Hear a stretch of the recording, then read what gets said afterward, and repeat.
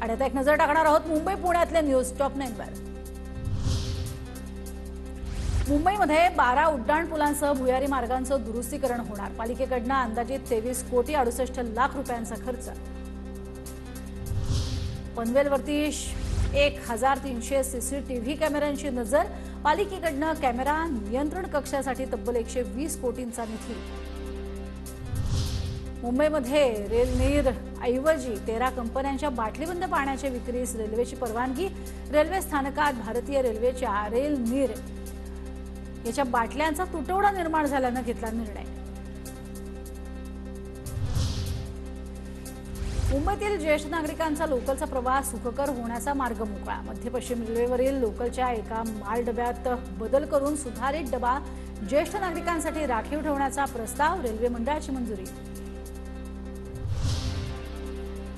केडीएमसीच्या बसमधून आता ज्येष्ठ नागरिकांना मोफत प्रवास आणि महिलांना 50% तिकीट सवलत। निवडणुकीच्या पार्श्वभूमीवर प्रशासनाचा निर्णय।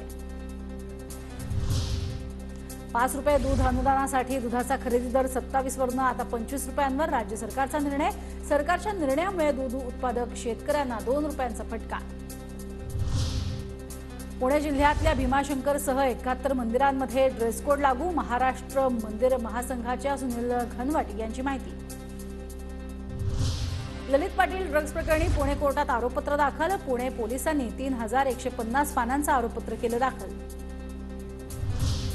लसणाची आवक वाढल्यानं दर घसरले। एपीएमसी मार्केटमध्ये 100 ते 150 किलो रुपयांनी लसणाची विक्री।